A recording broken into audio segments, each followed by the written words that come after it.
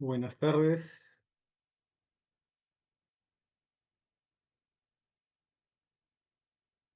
Buenas tardes, doctor. Buenas tardes, chicos, ¿cómo están? Vamos a comenzar una clase bastante importante en lo que es el curso de pediatría. Es importante porque es una patología bastante frecuente y que la van a encontrar en la práctica día a día, ¿no? Ya sea en la emergencia o cuando estén encargados de su centro de salud o puesto de salud, y mayor razón aún aquellos que se van a dedicar a la práctica clínica y más en pediatría, ¿no? Es algo que ustedes tienen que saber manejar. Por lo pronto, el objetivo de la clase es que sepan reconocerlo, diagnosticarlo e iniciar los primeros pasos del tratamiento, ¿no? Entonces, vamos a comenzar con la definición. Esta es la definición de asma de acuerdo al GINA. El GINA es una guía internacional, es la guía más respetada de manejo y diagnóstico de asma en el mundo. Es hecho basada puramente en evidencia clínica y antes se actualizaba cada 2 años, ahora se está actualizando cada año. El último reporte es de la semana pasada. La semana pasada ha sido publicada esta actualización del GINA. Está disponible. Si les interesa el tema, es bastante ilustrativa, es un poco extensa, pero es bastante interesante. Yo he tratado de resumir lo más importante que ustedes deben de conocer, ¿no? Comenzando por la definición.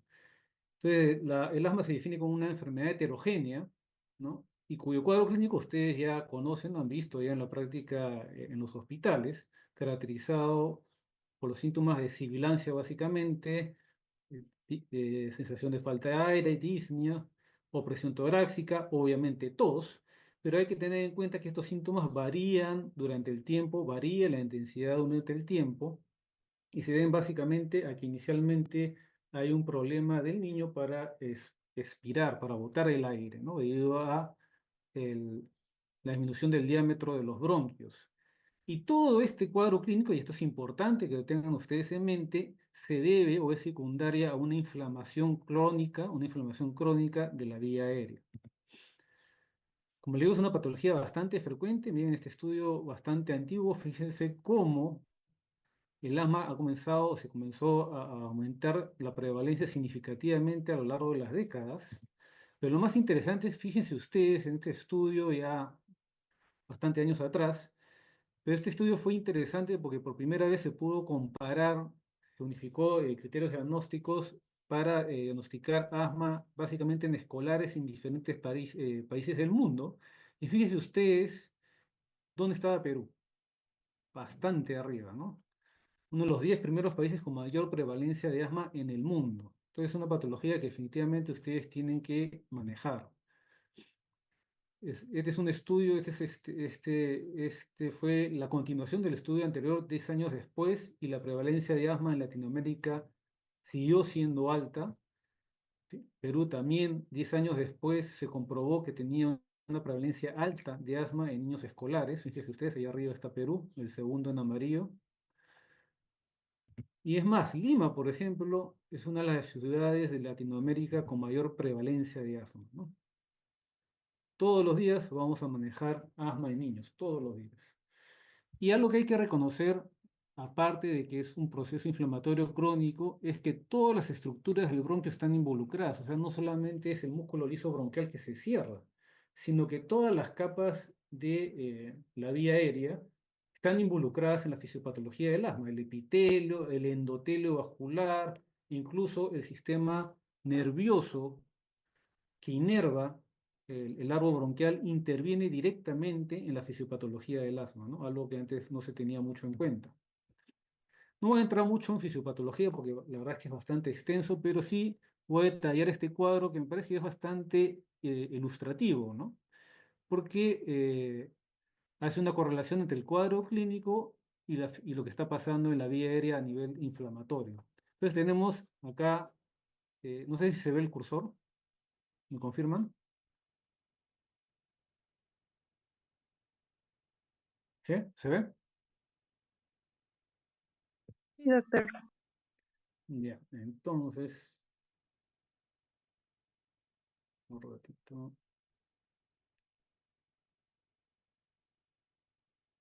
Perfecto. Entonces, vemos acá a un paciente que no tiene asma, esta es la vía aérea normal, no tiene un proceso inflamatorio.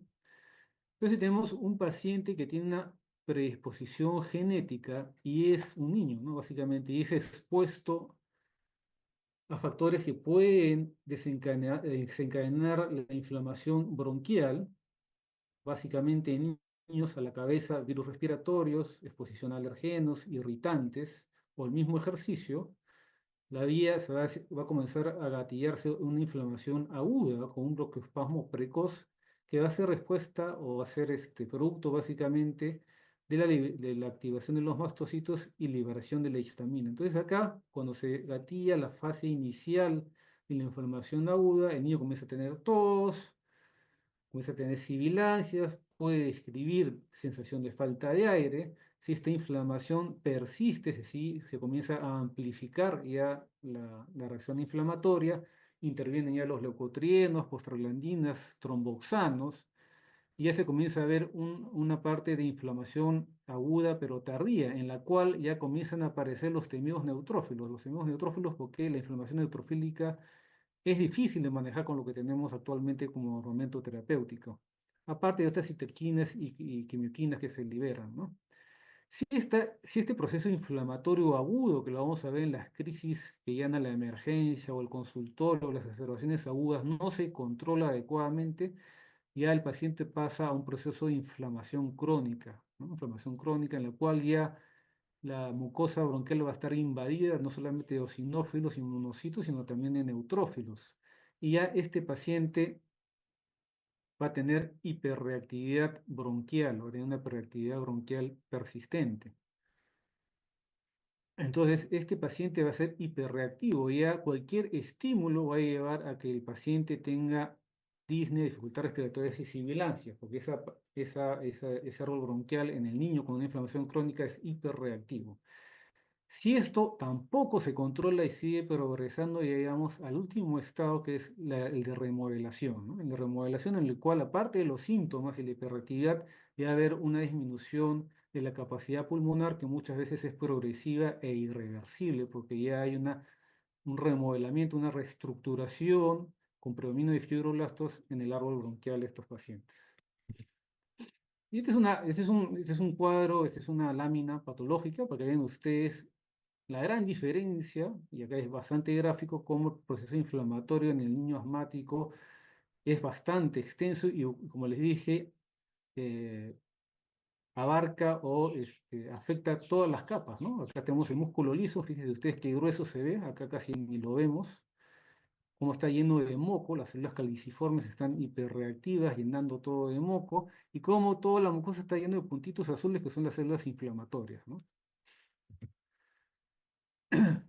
Esta es otra gráfica para diferenciar que obviamente todos los pacientes, todos los niños, todos nosotros, asmáticos o no, estamos expuestos diariamente a la contaminación ambiental, al humo de cigarrillo, bacterias, virus, alergenos, todos por igual, pero fíjense ustedes cómo aquel paciente con asma, la respuesta inflamatoria frente al paciente que no tiene asma es bastante amplificada, ¿no?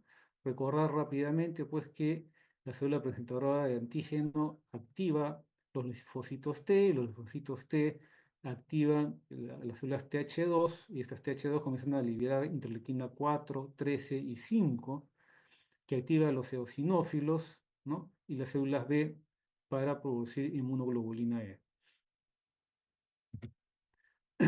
Ahora, otra cosa importante identificar hay que hay varios fenotipos clínicos de asma, ¿no? Hay asma alérgica, no alérgica, inicio tardío, asociada al ejercicio, pero de lejos, el fenotipo de asma más frecuente en pediatría es el alérgico, ¿correcto? De lejos es el más frecuente. Y algo que se ha incrementado en los últimos años, sobre todo en adolescentes, es la obesidad, ¿no? O sea, sobre todo en niñas, ¿no? Niñas que llegan a la adolescencia, comienzan a aumentar mucho de peso, tienen este fenotipo de asma ya este, claramente identificado, que es de difícil manejo. Es de difícil manejo porque no responden habitualmente a la terapia de asma que tenemos, ¿no?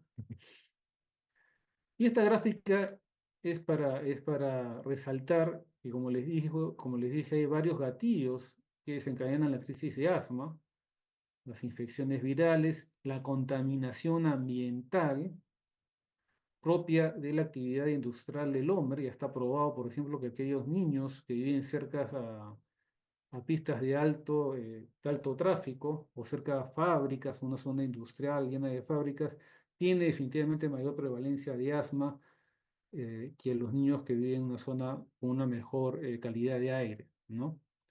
Pero no solamente eso, sino que se ha visto y se ha comprobado que, por ejemplo, aquellos niños que viven en una zona rural y están expuestos a gran cantidad de microorganismos y sus productos, en ellos hay menos prevalencia de asma y alergia en general que aquellos niños que viven en la ciudad, que no están expuestos a estos agentes microbianos, ¿no?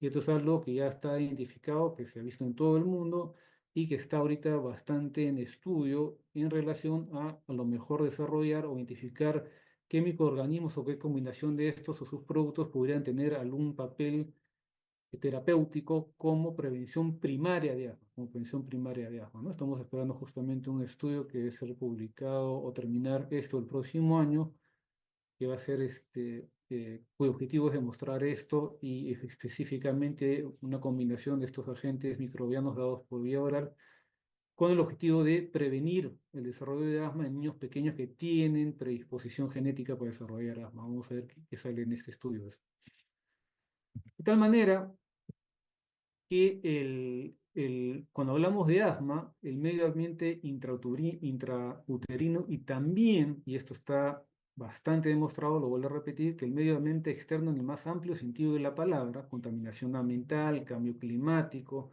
exposición a virus, exposición a tuberculosis u otros agentes infecciosos, y a modificar el fenotipo o lleva a un fenotipo final de asma que va a estar presente en el niño o el paciente que tenemos frente a nosotros. De tal manera que en realidad deberíamos pensar de asma más que una entidad nosológica como una entidad sindrómica, es decir, un conjunto de signos y síntomas que nosotros podemos observar, ¿no? Que tiene características fenotípicas, o sea, que podemos medir claramente, objetivamente. Por ejemplo, si hacemos un ejemplo, podemos hablar de síndrome anémico. Entonces, nosotros vamos a ver un paciente que va a estar pálido, hipoactivo, un niño que no quiere jugar, y lo demostramos con un examen de sangre y vemos que la hemoglobina está realmente baja. Entonces, tenemos un síndrome, varios fenotipos y endotipos. Endotipos es lo que tiene que ver con la fisiopatología que lleva al cuadro clínico que estamos viendo. Si seguimos con el ejemplo de anemia, la causa de anemia más frecuente es la nutricional. Entonces, si a este niño aumentamos el aporte nutricional, damos un suplemento de hierro, corrige la anemia, pero no es la única causa de anemia. Por ejemplo, podemos tener un niño con anemia falciforme, que puede ser que mejore algo con el suplemento de hierro, pero no va a corregir la anemia definitivamente.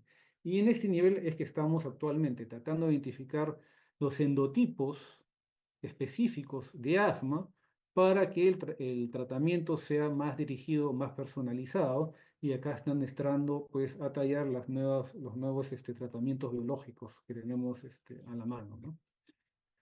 Pero lo principal que ustedes en forma práctica deben de tener en mente cuando ven a un niño con asma es hacer un adecuado diagnóstico diferencial. Y en el niño, y sobre todo cuanto más pequeño es el niño, tenemos que hacer el diagnóstico de asma como un diagnóstico de exclusión, es decir, descartar otras posibilidades. Por ejemplo, si tenemos un neonato que tiene sibilancias, ¿no? Tenemos un paciente que hemos recibido, está en sala de partos, lo pasamos a hospitalización, no tiene ni 2 días de vida si está con sibilancias, lo último que debemos pensar es que ese paciente tiene asma. Lo más probable, por la edad, es que tenga una malformación congénita y eso es lo primero que debemos descartar. Y así, por edades, tenemos que ir descartando patologías antes de pensar de que este paciente sea asmático. Entonces, por ejemplo, bastante frecuente, un diagnóstico diferencial es la bronquiolitis, que es el broncoespasmo solamente por acción de inflamación por el virus, que se produce en niños pequeños porque la vía aérea es más pequeña, y que obviamente este niño, una vez que supera esta infección, no va a tener necesariamente asma. Frecuente también hemos visto, o hay que descartar neumonía, ¿no? Neumonía, y para descartar neumonía, el examen Cole estándar es sacar una radiografía de tórax, obviamente un cuadro clínico compatible. Tuberculosis, por favor, nunca olvidar la tuberculosis, más de una vez con frecuencia. Vemos niños que vienen al consultorio de asma y lo que tienen es tuberculosis. Todo peruano tiene derecho a tener tuberculosis y es un diagnóstico diferencial obligado en aquellos pacientes en los cuales pensamos que estamos frente a asma. La tos convulsiva o el síndrome de coqueluchoide, que lo estamos viendo con frecuencia, ¿no? Lo cual el cuadro predominante es la tos exigente, emetizante, ¿no? Es el cuadro principal. Puede ir con sibilancias también. Nuevamente, en recién nacidos, los antecedentes son importantes al momento de hacer un diagnóstico diferencial. Entonces, si tenemos a un niño que tiene diagnóstico, perdón, antecedente de haber sido prematuro y viene con sibilancias, puede ser que este niño lo que tiene en realidad en lugar de asma es una broncodisplasia pulmonar. Como les dije, síntomas que se inician tempranamente.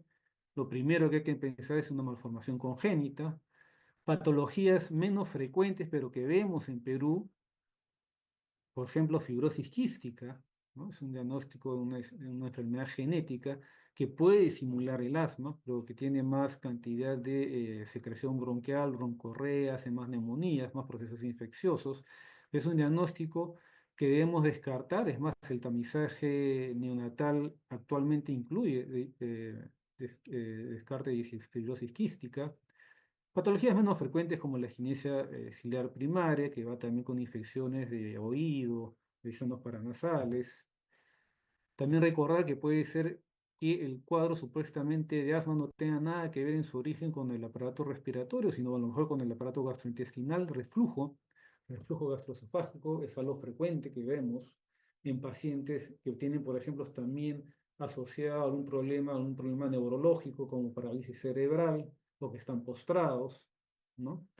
También pacientes que han tenido un problema neurológico, por ejemplo, estos pacientes que lamentablemente han tenido una secuela por una meningitis tuberculosa no diagnosticada tempranamente, quedan con una secuela neurológica, o aquellos niños que tienen un accidente de tránsito severo con un TEC grave, quedan con trastornos neurológicos que llevan a un trastorno de la deglución y por lo tanto se comienzan a aspirar, y esta aspiración obviamente lleva a un broncoespasmo o se contrae sibilancias. Inmunodeficiencias, no solamente HIV, sino hay inmunodeficiencias congénitas, ¿no? Hay que sospechar cuando tenemos un niño que aparte de sibilancias tiene otitis recurrentes, neumonías de difícil manejo, infecciones celulares, de tejido celular subcutáneo que no responden al antibiótico, hay que darles de todas maneras un tratamiento endovenoso, hospitalizarlos para que mejoren. En todos ellos debemos pensar en inmunodeficiencia primaria, ¿no? También el aparato cardiovascular, el corazón puede ser el problema, causa de sibilancias. Más de una vez hemos encontrado niños en emergencia con sibilancias bilaterales y lo que tenían era una insuficiencia cardíaca por una cardiopatía congénita no diagnosticada, ¿no? Entonces, mucho cuidado.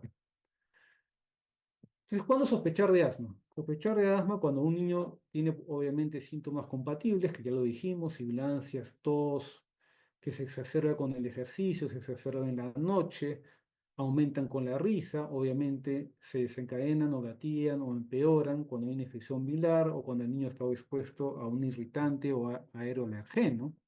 Entonces, si tenemos una historia que no es compatible, tenemos un diagnóstico diferencial, ya lo hemos conversado sobre diagnósticos diferenciales. Si tenemos una historia compatible y un examen físico en el cual encontramos sibilancias, debemos plantear el diagnóstico de asma y siempre que sea posible y el niño esté en la edad, hacer una prueba objetiva que es básicamente la espirometría. Ahorita vamos a hablar sobre la espirometría.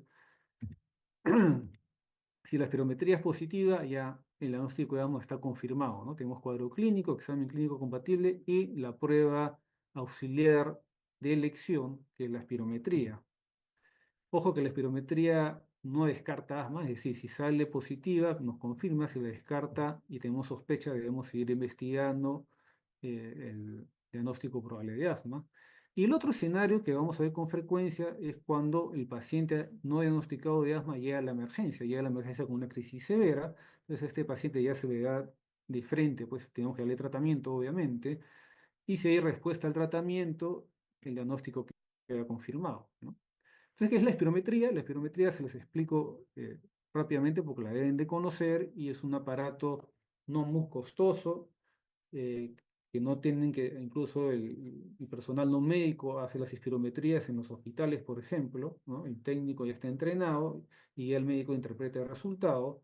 Es muy útil, es una prueba económica, corta duración, no solamente sirve para asma, sino también para ver otras patologías de la vía aérea, mide básicamente función pulmonar, y no solamente sirve para el diagnóstico, sino también en asma para ver cómo el paciente está respondiendo al tratamiento, ¿no?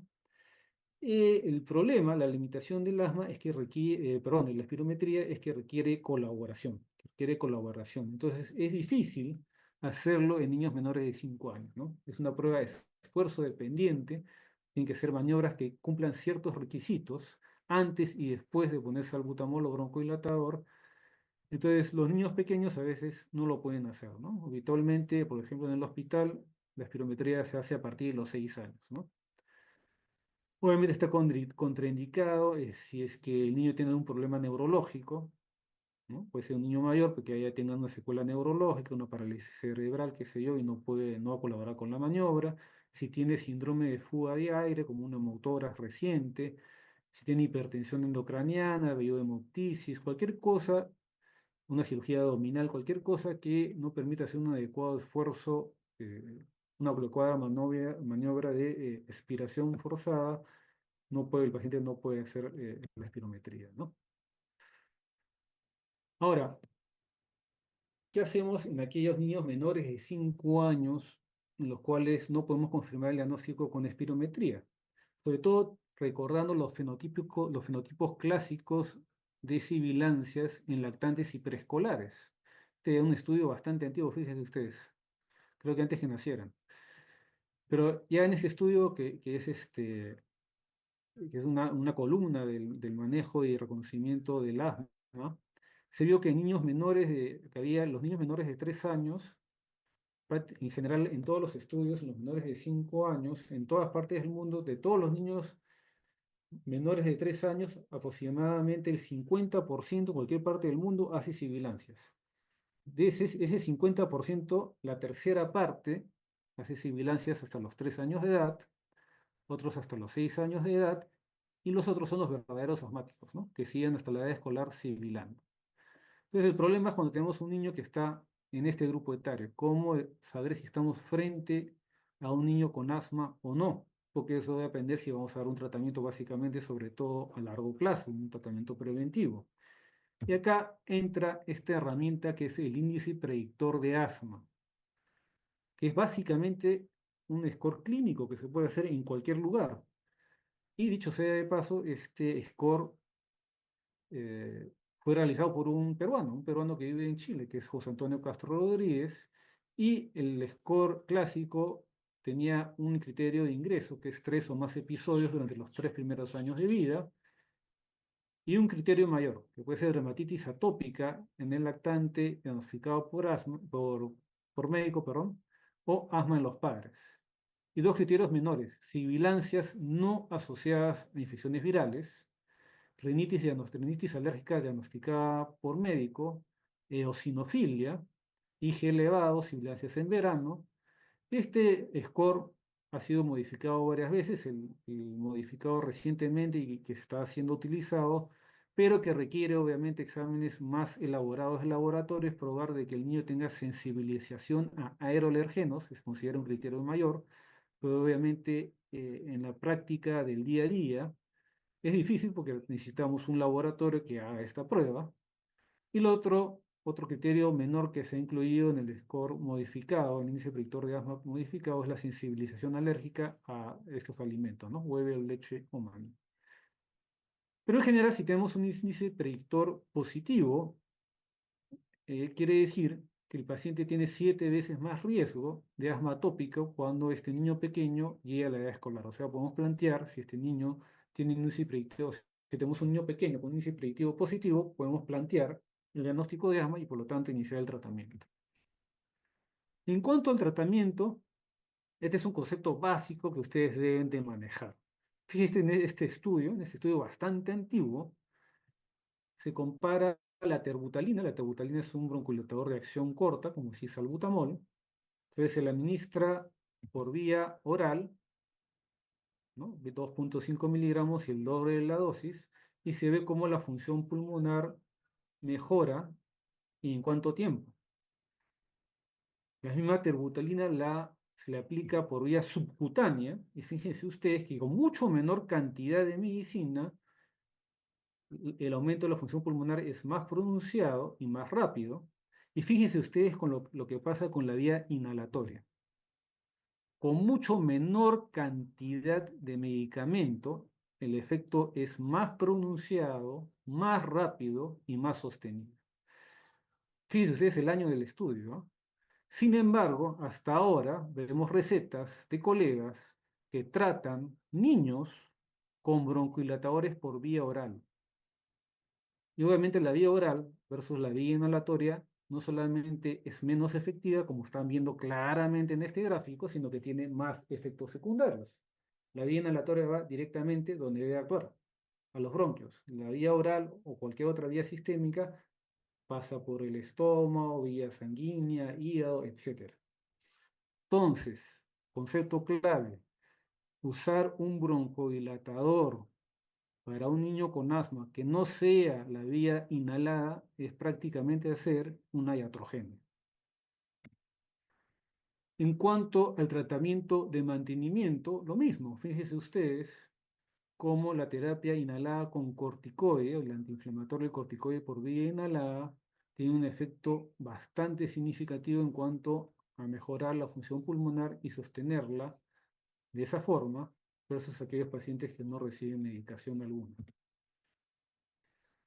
Entonces, cuando estamos frente a un niño con asma, debemos tener dos conceptos, lo que es el control, que tiene que ver con el tratamiento, respuesta al tratamiento, y la severidad del asma. O sea, la severidad es una propiedad de la enfermedad, el control refleja si el tratamiento es adecuado y está dando respuesta.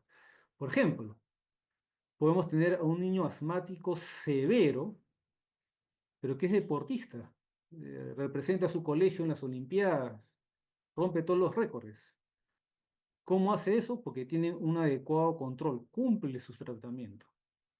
Por otro lado, podemos tener a un niño con asma leve, pero que ni siquiera puedes correr o jugar fútbol en el recreo, porque se hace broncoespasmo. ¿Por qué? Porque este niño no está cumpliendo con su tratamiento, no está adecuadamente controlado. Tanto la severidad como el control incluyen dos aspectos, que es el daño actual, que básicamente tiene que ver con la cantidad de síntomas y exacerbaciones que limitan la actividad del niño, ¿no?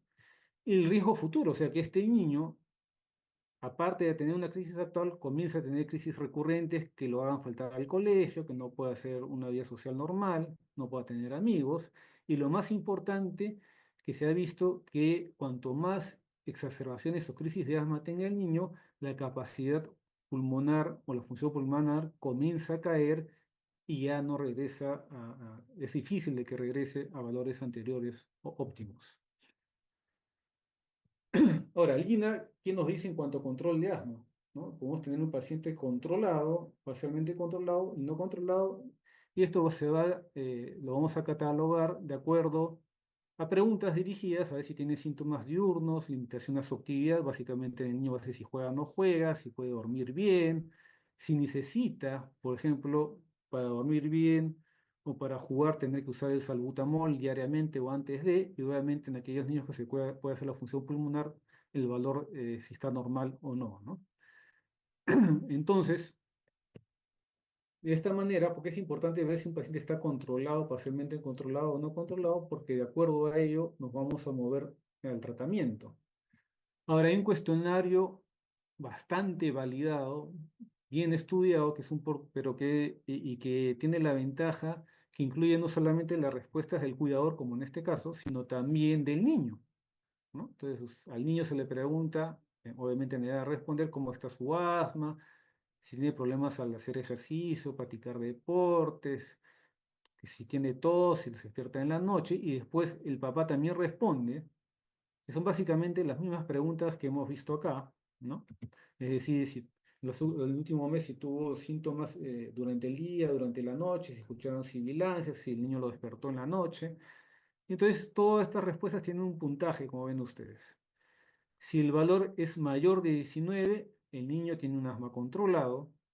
Si está entre 15 y 19, es parcialmente controlado. Y si está menos de 15, es un paciente que definitivamente no está controlado. Y de acuerdo a, a ese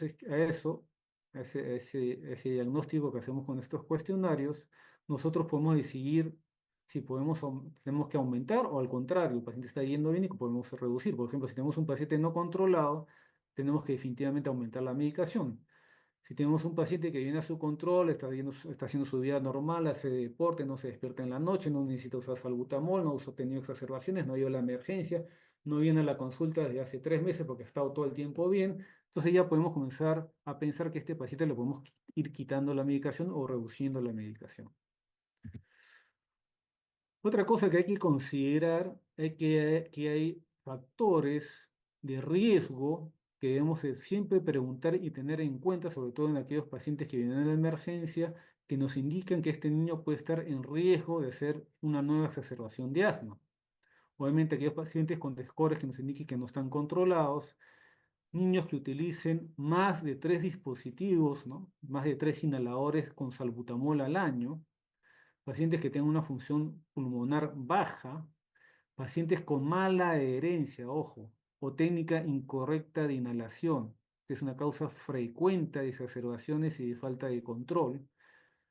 Fumar, los adolescentes, pero también el fumador pasivo, o sea, si hay algún familiar, papá, mamá, tío, abuelo que fuma en la casa, el niño no va a controlar su asma por más medicación que le demos. Si es un paciente obeso, ojo, trabajamos actualmente mucho con los endocrinólogos y los nutricionistas, porque si tenemos un niño obeso, es un paciente que no va a controlar su asma. Tenemos que hacerlo bajar de peso. Y en ese sentido, recalcar que ya ese mito que el niño no asmático no hace ejercicio es falso, es al contrario. El paciente asmático tiene que hacer deporte. Hay varios estudios que demuestran que el niño asmático que hace deporte mejora significativamente el cuadro clínico. Ahora es lo contrario. El niño asmático tiene que hacer deporte como parte del manejo de la enfermedad. ¿Correcto?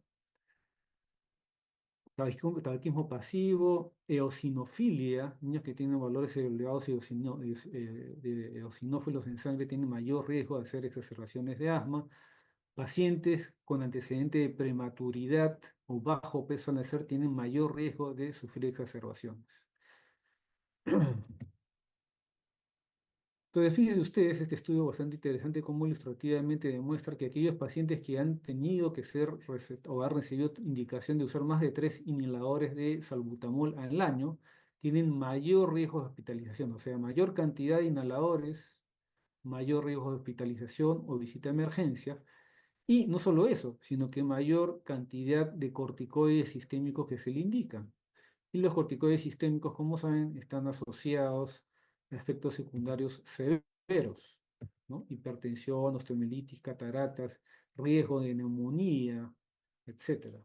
Con 4 cursos de corticoides sistémicos por vía oral, más de 4 cursos al año, el niño ya tiene mayor riesgo de todos estos efectos secundarios.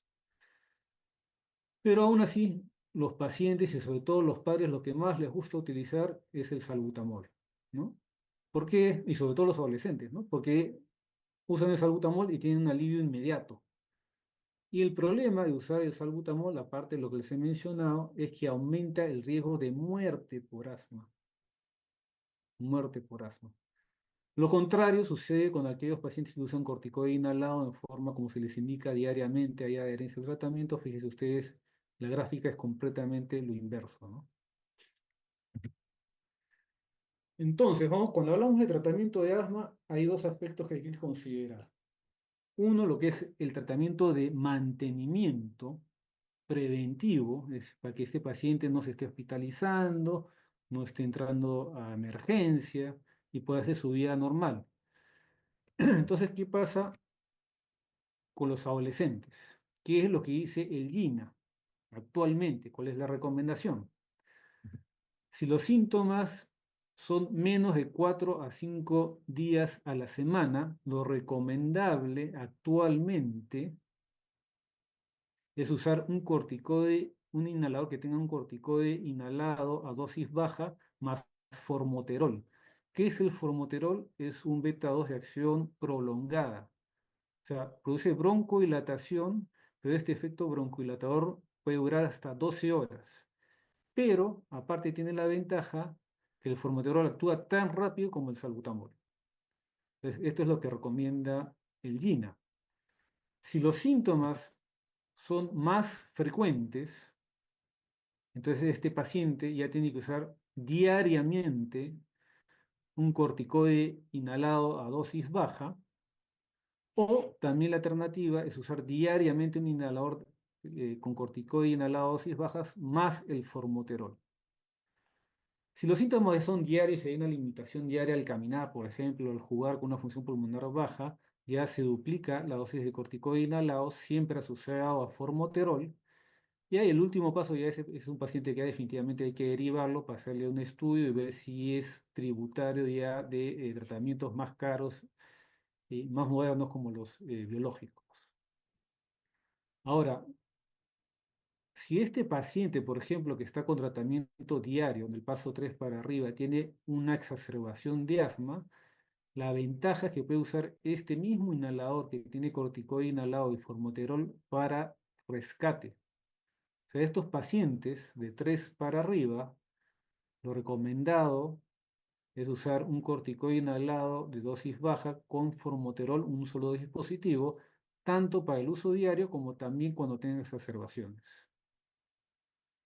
Pero obviamente este inhalador, si bien es cierto, lo tenemos en el Perú, es más, lo tenemos en el CIS, a veces hay, a veces no hay formoterol, o a veces cuando no está en el CIS, no está en el seguro, a veces es un producto que es caro, no está a disposición, no lo puede comprar todo el mundo. La alternativa es usar el salbutamol, un inhalador, y inmediatamente con cada disparo de salbutamol usar un inhalador con corticoide a dosis baja, ¿no? Nuevamente, si este paciente tiene síntomas frecuentes, ese paciente ya tiene que usar un corticoide inhalado solo. Si persisten los síntomas, se puede duplicar la dosis, pero lo recomendable ya en el paso 3 hacia adelante, aún así pues sea difícil conseguirlo, es tratar pues que para este paciente de alguna manera tenga un inhalador que contenga formoterol o salmeterol. Salmeterol es otro broncodilatador de acción prolongada que también demora 12 horas su acción es de 12 horas, pero la desventaja del salmeterol es que no se puede utilizar para rescate. Solo el formoterol puede usarse como rescate y mantenimiento. El salmeterol solamente se puede usar como mantenimiento, o sea, cada 12 horas, no se puede dar más seguido. ¿Correcto? Eso es en adolescentes. En niños de 6 a 11 años, de 6 a 11 años, o sea, escolares, pacientes que tienen síntomas poco frecuentes, lo que recomienda el GINA es usar dosis bajas de corticoide inhalado cada vez que se utilice el salbutamol. Si los síntomas son más frecuentes, ya ese niño tiene que usar diariamente un corticoide inhalado a dosis baja. Si los síntomas son más frecuentes, no se controla el paciente, hay dos caminos: o duplicar la dosis de corticoide inhalado, se da una dosis moderada de corticoide inhalado, o la alternativa que también ya da el GINA actualmente es usar o adicionar un beta 2 de acción prolongada, ya sea formoterol o salmeterol como mantenimiento. Si aún así el paciente tiene síntomas frecuentes, no se controla y hay que duplicar la dosis de corticoide inhalado, siempre asociado a un lado, a un beta 2 de acción prolongada, que pues es salmeterol o formoterol.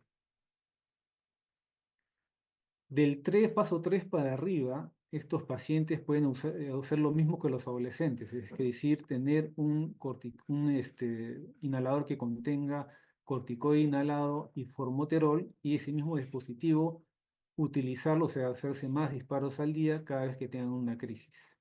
Del paso 3 para arriba. Del paso 2 para abajo, cada vez que tienen una crisis, tienen que usar salbutamol solo, y si es crisis severa asociada con el corticoide, pedía vía oral. Y finalmente, los pacientes menores de 5 años, menores de 5 años, esto no son modificados, exactamente lo que dice el GINA de la semana pasada. En menores de 5 años, el tratamiento es un poco más difícil. No podemos usar, por ejemplo, los beta 2 de acción prolongada como formoterol y salmeterol.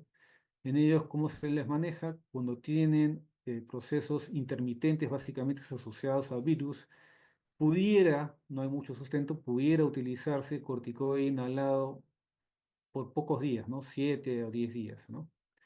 Si el niño ya tiene síntomas persistentes, definitivamente el tratamiento de elección es corticoide inhalado, pero a dosis baja, ¿no? Alternativamente pudiera adicionarse antilocutrienos, el famoso montelukast, pero el corticoide inhalado es la base del tratamiento de mantenimiento. Si aún así el niño no se controla, hay que duplicar ya la dosis de corticoide, estamos hablando de corticoide inhalado a dosis moderada, y si aún así no se controla, ya lo que se sugiere es derivar pues, a un centro especializado de asma en niños, ¿no? Pero probablemente esto se vaya a modificar en el próximo GINA, porque hay varios estudios en menores de 5 años que están viendo la seguridad de utilizar ya a esta edad beta 2 de acción prolongada, formoterol o salmeterol asociados, ¿no? Lo más probable es que esto, yo pensé que ya en este GINA se iba a modificar, pero parece que todavía no tienen suficiente peso de evidencia como para sugerirlo. Esto se va a modificar de todas maneras. O sea, de todas maneras, en este grupo etario, en algún momento, probablemente el próximo año, de acuerdo a la velocidad que salgan los estudios, se va a incorporar ya los beta 2 de acción prolongada, ¿no? Como con el grupo de los niños de 6 a 11 años. Estas son las dosis diarias de corticoide inhalado según la edad, ¿no? Lo que más tenemos acá, lo más barato, a la mano es budesonida y beclometasona, ¿no? Ustedes vean las dosis. Siempre se debe tratar de usar las menor dosis de corticoide inhalado. Si a mayor dosis, mayor posibilidad de que haya efectos sistémicos, ¿no? Entonces, budesonida, beclometasona, prácticamente son, ¿no? 100 a 200 microgramos son las dosis bajas, más de 200 son dosis moderadas. Fluticasona es otro corticoide un poco más caro, porque también lo tenemos a la mano, ahí están las dosis. Y mometasona, que es un poquito más caro aún, ahí están las dosis bajas o altas, ¿no?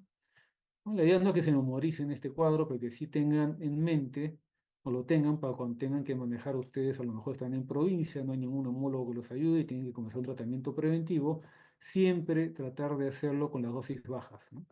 Con las dosis bajas, comenzar con las dosis bajas. En menores de 5 años, dosis bajas, obviamente la dosis es menor, beclometasona 100, budesonida 100. Budesonida y beclometasona van a ser siempre parecidos, ¿no? Y fluticasona generalmente es la mitad de la dosis. Ahora, eso es en cuanto al GINA, otra guía que también es bastante interesante y es más práctica que el GINA, diría yo, no va más al grano, como decimos nosotros, es el GEMA. Esta es la guía española, que también es muy buena, basada en evidencia, pero ellos son más dirigidos, es más fácil de seguir la guía. Fíjense ustedes, ellos para pacientes, para niños nos hacen problema. Mayor de 4 años, mayor o igual de 4 años, menor de 4 años, se acabó, ¿no? Entonces, si el paciente no tiene asma o tiene asma intermitente, no hay ninguna medicación, solamente medicación de rescate. Si comienza a tener síntomas persistentes, se comienza con corticoides inhalados a dosis baja. Si aún así no se controla, se duplica la dosis en los dos grupos etarios, con la diferencia que en mayores de 4 años, ya a partir de los 4 años, fíjense ustedes, los españoles ya consiguieran utilizar los beta 2 de acción prolongada, ¿no? Formoterol o salmeterol. El GINA habla a partir de los 6 años. Como les digo, esto va a ir cambiando. La edad en la que se va a poder usar va a ir bajando. En menores de 4 años, sí, definitivamente solamente corticoides inhalados a dosis medias ya. Si aún así no se controla mayores de 4 años, dosis de corticoides en la dosis media, definitivamente con un LABA. Si es menor de 4 años, ellos consideran, aparte del corticoide inhalado, añadir antileucotrienos, es decir, el montelukast.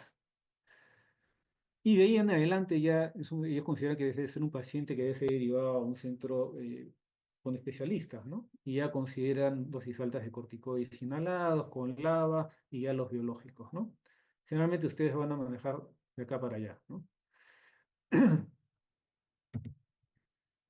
Pero algo que ustedes sí deben tener siempre en cuenta cuando tienen un paciente que están tratando por asma persistente con tratamiento de mantenimiento, es que antes de pensar en escalar el tratamiento, dar más dosis o adicionar medicación, siempre deben considerar lo siguiente. Primero, si hay adherencia. Y eso lo vemos todos los días. Acá en la práctica en el hospital muchos han visto pacientes que incluso viene la mamá reclamando, no, doctor, no he mejorado nada, sigue tosiendo, una desgracia, no me deja dormir la noche. Pero el señor, le ha puesto el inhalador 2 veces al día, como le hemos dicho. Ay, doctor, sí, sí, sí, pues no, a veces, no, una vez al día nomás, doctor, porque en la mañana me voy rápido, tengo que hacerlo desayunar, ¿no? Y entonces encima te reclaman, ¿no? Entonces, adherencia, adherencia. ¿Por qué? Porque una vez que el niño comienza a estar estable, y eso es un problema en cualquier paciente con enfermedad crónica, ¿no? Una vez que se siente bien, deja la medicación de mantenimiento. Entonces, la principal causa de no control en el niño asmático es la adherencia, falta de adherencia. Ojo, falta de adherencia. Segunda causa más frecuente de no control, técnica inhalatoria inadecuada. Y acá hay N anécdotas, ¿no? Un montón de anécdotas de cómo usan el inhalador, ¿no? Desde que no le sacan la tapa, ¿no? No le sacan la tapa, entonces no hay inhalación, no sale la paciente. Todo niño debe usar aerocámara. Entonces, revisar la técnica inhalatoria o al menos preguntar cómo está usando la inhalación. La tercera causa frecuente es que el paciente tenga comorbilidades, o sea, lo que estábamos conversando, un paciente, por ejemplo, que es obeso. Si no controlamos la obesidad, no se va a controlar el asma en ese niño. Si tiene rinitis alérgica, por ejemplo, asociada, hay que controlar la rinitis alérgica, ¿no? Si tiene hipertrofia de adenoides, hipertrofia amigdaliana, es un paciente, si tenemos un paciente asmático con esas patologías asociadas, tenemos que tratarlas, tenemos que mandarlo al otorrino o a una especialidad para que, porque si esto no está controlado, el asma tampoco se va a controlar. Y finalmente algo que se olvidan muchos colegas es que no hablan de factores o gatillos de asma. Por ejemplo, tenemos que el niño vive con gatos, el gato duerme con él, con el perro, hay un fumador en la casa, la mamá quema incienso, ¿no? Etcétera. Entonces, estos 4 factores siempre lo debemos tener en consideración antes de pensar en subir la medicación. Nuevamente, remarcar, esto es bien importante, todo paciente pediátrico debe usar una aerocámara. Si es menor de 4 años, algunos dicen 6, debe ser con un dispositivo que cubra la nariz y la boca. Si es un niño mayor de 6 años que colabora, puede ser con una boquilla, ¿no? Una boquilla. Porque siempre la idea es que la medicación debe ser inhalada por vía oral, ¿correcto? Siempre que el paciente colabore, debe inhalarse por vía oral. Porque si inhalamos por vía nasal, ponen ustedes que la nariz es un filtro natural, entonces la medicación no va a pasar por vía oral. La idea es inhalar por vía oral. Entonces, ese es un aspecto, el manejo del asma de mantenimiento a largo plazo. Y lo otro que van ustedes a ver con mayor frecuencia es el manejo de la crisis de asma, ¿correcto? Entonces, cuando tiene un paciente con crisis asmática, habitualmente lo vamos a ver en el escenario de la emergencia, debemos catalogar si este paciente tiene una crisis leve, moderada o severa, y parece el score más utilizado es el Pulmonary Score, que ustedes ven acá en pantalla, ¿no? Con un score con una puntuación menor de 6 años, mayor o igual de 6 años, incluye la frecuencia respiratoria de acuerdo a la edad, la presencia de sibilancias depende de qué momento, o si es con o sin estetoscopio, y el uso de músculos accesorios. O sea, es un score bastante clínico, fácil de evaluar, rápido de tener un resultado. Ustedes suman el puntaje, ¿no? Un mínimo de 0, máximo 9. Y asociado a este pulmonary score, generalmente ya todos tenemos un pulsoxímetro a la mano. Entonces se considera una crisis leve, moderada, grave, de acuerdo a la saturación de oxígeno, mayor de 94, 91, menos de 91 y el puntaje. Entonces, estos dos scores tienen un puntaje. De 0 a 3 es una crisis leve, de 4 a 6 moderada y grave de 7 para arriba. ¿Qué pasa si ustedes hacen hacen la saturación del paciente y tiene menos de 91, pero cuando hacen el score clínico tiene un puntaje de, ¿qué les digo yo? De 3? ¿A cuál le hacen caso? Siempre el score más severo es el que manda.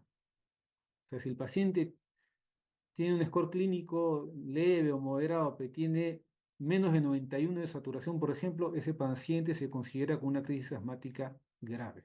¿Correcto? ¿Y por qué es importante hacer esta puntuación, poner un resultado cuando hacen ustedes la evolución, por ejemplo, en emergencia? Porque ustedes no van a estar con ese paciente hasta que se haya dado de alta, ¿no? Muchas veces los pacientes se quedan horas o llega justo en el cambio de guardia.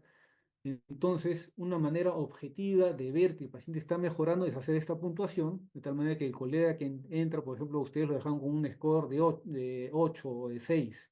Entonces le hacen la terapia de rescate, el nuevo colega hace la nueva evaluación y el score está en 3, entonces objetivamente está mejorando, ¿no? Porque a veces uno describe, sí, había sibilancias, pero no eran tan fuertes, es muy subjetivo. Mejor es hacer un dato objetivo, clínico, que permita ver cómo ese paciente está evolucionando. Entonces, el pulmonary score es lo que más utilizamos, ¿correcto? Hay criterios de severidad, o sea, pacientes que tienen ciertas características llegan a la emergencia y ni siquiera hay que hacer sumar ni hacer ningún cálculo. Y si ese paciente tiene cualquiera de estas características, es un asmático grave. Por ejemplo, tórax silente, paciente asmático que no se oculta nada, está tan cerrado que ni siquiera escuchan el murmullo vesicular.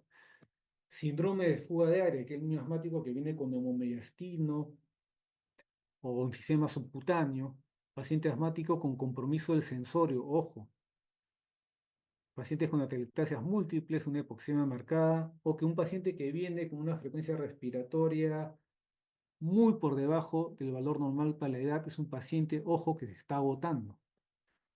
Cualquiera de estas características que presente el paciente debe ser catalogado como una crisis asmática severa.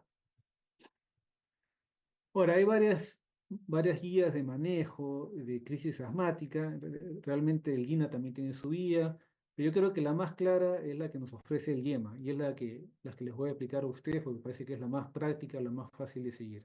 Entonces, si viene un niño con crisis asmática leve, se pone 2 a 4 disparos de salbutamol con aerocámara, siempre con aerocámara, y a los 15 minutos se reevalúa. Si responde, se da alta con indicaciones. Si no responde, pasa ya a lo que es el manejo de la crisis asmática moderada, en la cual se da de 6 a 8 pulsaciones de salbutamol con aerocámara cada 20 minutos hasta 3 veces.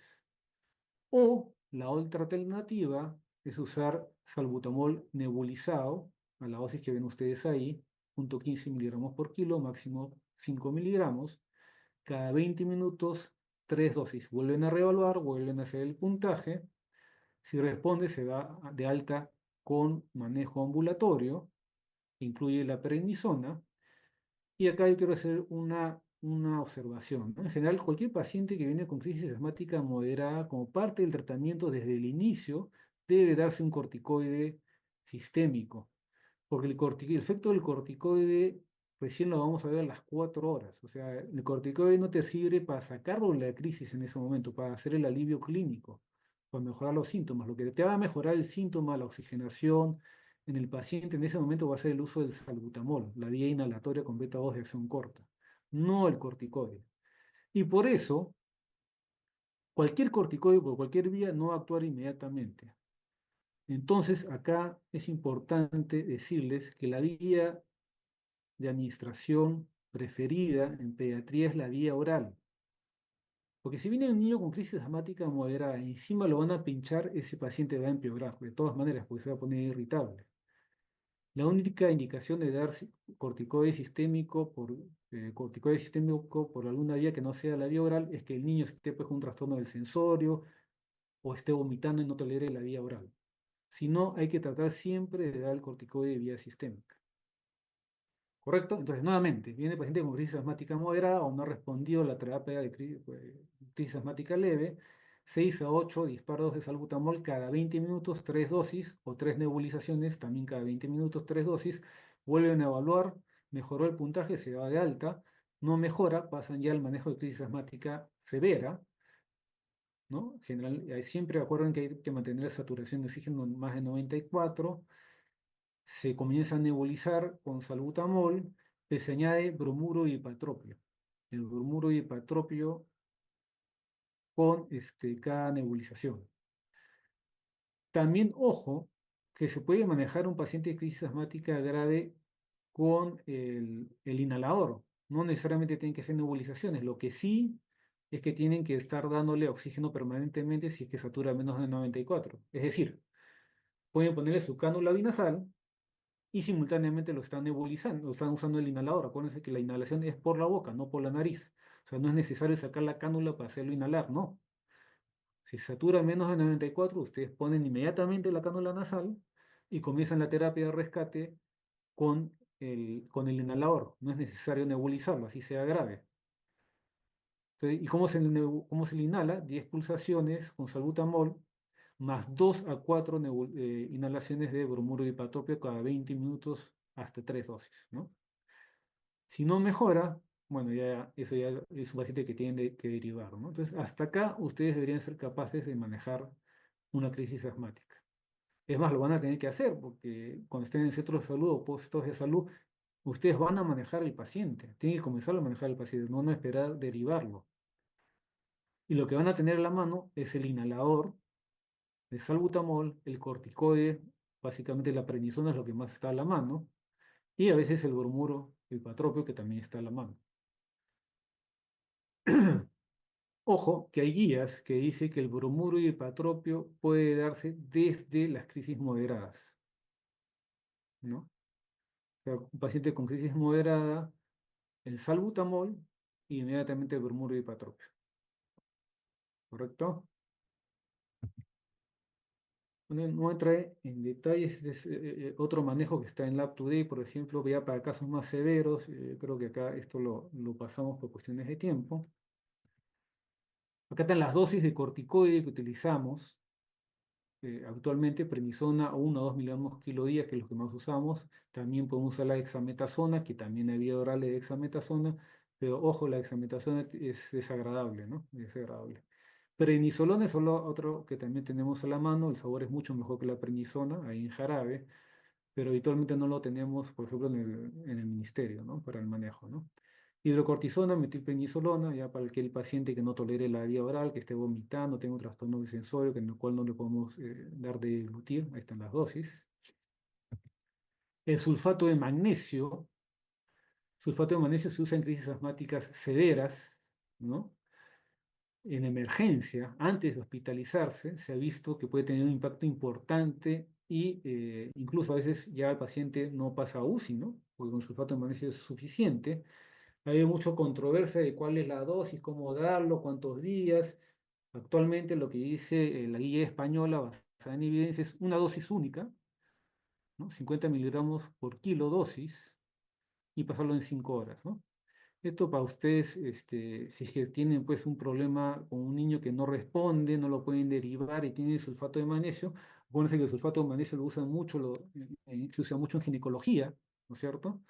En ginecobstetricia, o sea que habitualmente sí pueden encontrar sulfato de magnesio a la mano, entonces esto es algo que los pudiera ayudar en una situación extrema, ¿no? Aminofilina ya no utilizamos, ¿no? Antes se utilizaba mucho la aminofilina, pero efectos secundarios severos ya está reservado solamente por manejo en la UCI, porque el rango terapéutico y tóxico es muy, muy cercano, ¿no? Ya no lo usamos. Entonces, en resumen, hay que considerar que el asma es un síndrome, Hay múltiples factores etiológicos, múltiples gatillos en pediatría, varios mecanismos fisiopatológicos que estamos discerniendo todavía, combinación de todo lo anterior. Lo más importante que a menor edad el diagnóstico de asma debe ser un diagnóstico de exclusión en pediatría, debemos estar seguros que estamos frente a un niño asmático. Siempre que se pueda tratar de hacer una prueba, un examen auxiliar de reversibilidad del broncoespasmo, que es básicamente la espirometría. Importante no olvidarnos de controlar la exposición a factores externos, cigarrillo, mascotas, incienso, qué sé yo, todo lo que pueda irritar la vía aérea. Siempre preguntar sobre la técnica inhalatoria, importantísimo. Identificar comorbilidades, obesidad, rinitis, sinusitis, y creo que eso es todo. Bueno, chicos, es tratado de hacerlo lo más